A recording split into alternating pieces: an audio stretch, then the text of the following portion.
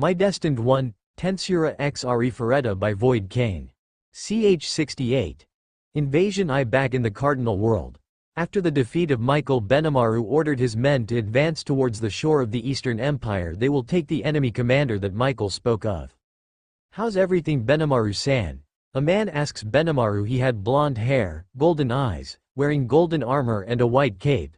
His name is Masayuki Honjo, the emperor of the Eastern Empire, the reincarnation of Rudra. Beside him was a girl with blue hair tied in two buns. She was wearing a Chinese-style clothing with golden dragon design on it. After all that cocky talks, they just bring a lowly soldier. But I'm also wondering, how is everything? Velgrin said. Everything is going as planned, Masayuki Duno, Velgrin-sama. Benimaru replied to the two and continued to speak. And we also received the go signal to use those new technologies from Rimuru-sama. You mean those things they called magic jets?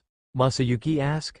Yes, those things, Benimaru said. I still can't believe that those kinds of things are available now. That silly little brother of mine, well, he's 10 times better than Veldora. After the Tenma War, Velgrand and Velzard accept Rimuru as their younger brother, and both became overprotective when it comes to Rimuru. Well, Velgrand first didn't want to recognize Rimuru as her younger brother, but because of Velzard declaring that Rimuru is now her younger brother, Velgrand had no choice but to accept Rimuru. Now we finish this so that we can go to the other continent, Benimaru said, and ordered his men to advance and finish the last remaining force of the invaders from the Shield continent. Meanwhile, in the enemy camp, Raven is still stinging on his chair waiting for the report of his subordinate. Is there still no news from Michael? Raven asks the person in his front. As of now, there's still no news of Sir Michael and the attack force, sir, the soldier replied. Raven just sat in his chair thinking what could have happened, since this is his first time having a feeling of death in all his conquest. He never felt the way he is feeling right now, the feeling of death that is in front of him. He's been thinking this way since they arrived here, and while he's in his thoughts, one of the soldiers screams. Raven immediately went outside of his tent to see what was happening, but all he sees is chaos. His soldiers are being slaughtered one by one until... Kufufufu, you must be the one commanding officer in this army. A man with black hair, golden eyes, red pupils, and wearing a butler clothes is standing behind him having a menacing smile. Who the hell are you? Raven asks the man. Kufufufu, forgive me for not introducing myself sooner. My name is Diablo, a name given to me by my master, the great Rimuru Tempest-sama, Diablo said while doing an elegant bow. Rimuru Tempest, never heard of him. State your purpose for coming here. Kufufufu, isn't it obvious? I came here to capture you and take you as a war prisoner, Diablo said. Don't make me laugh, Raven said as he takes out his sword and covered it with his magic and launching it towards Diablo, attempting to cut Diablo down. But Diablo just dodged his attack with elegant movement befitting to be called a combat butler. How? Why can't I hit you? Raven said as he tried to cut Diablo multiple times but failed to do so.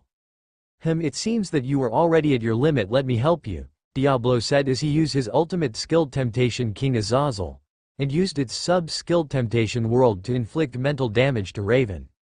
After Diablo active his skill, Raven screams in pain, for Raven has seen himself die a million times, experiencing pain for countless years.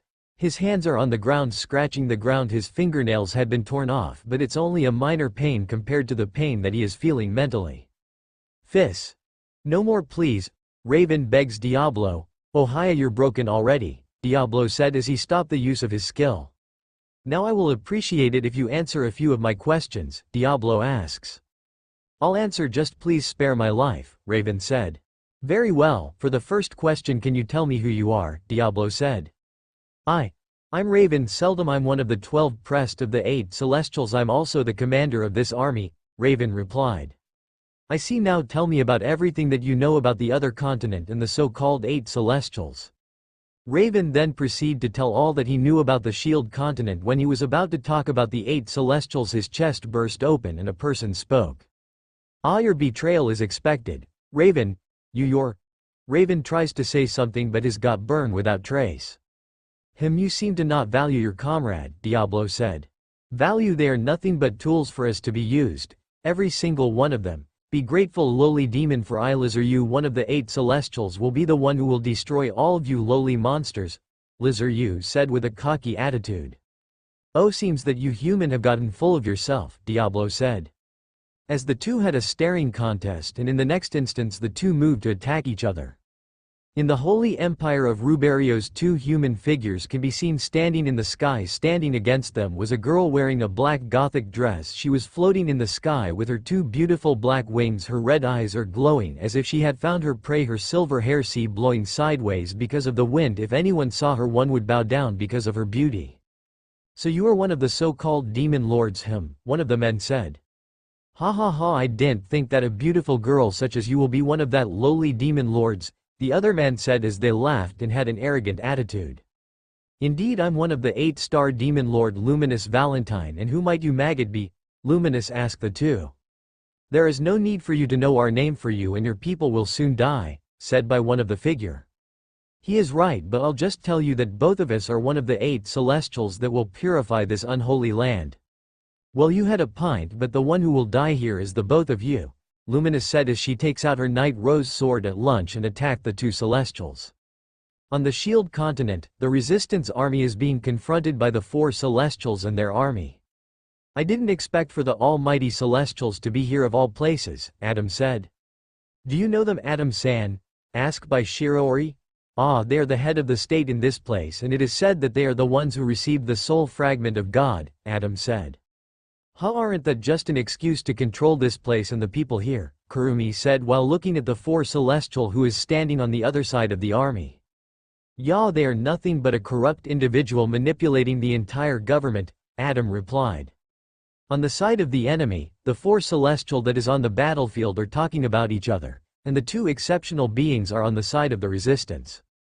I hope those 2 can entertain us, one of them said. Meanwhile, in a dark room, the first celestial Ivan is left alone. Is it a good idea to send the others to the battlefield? Ivan asks. In the shadows, a man spoke. Why are you worried about those lowly beings? They are nothing but a competitor for you. Right when they are gone, the whole country will be yours. The figure said. I guess you are right, they are nothing but a mere pawn, Ivan said, and the figure of the man who spoke earlier vanished, only leaving a word. Do entertain me, mortal, ha ha ha ha. For all of you are nothing but a paw for us two to get our revenge to the 7 primordial demons. End.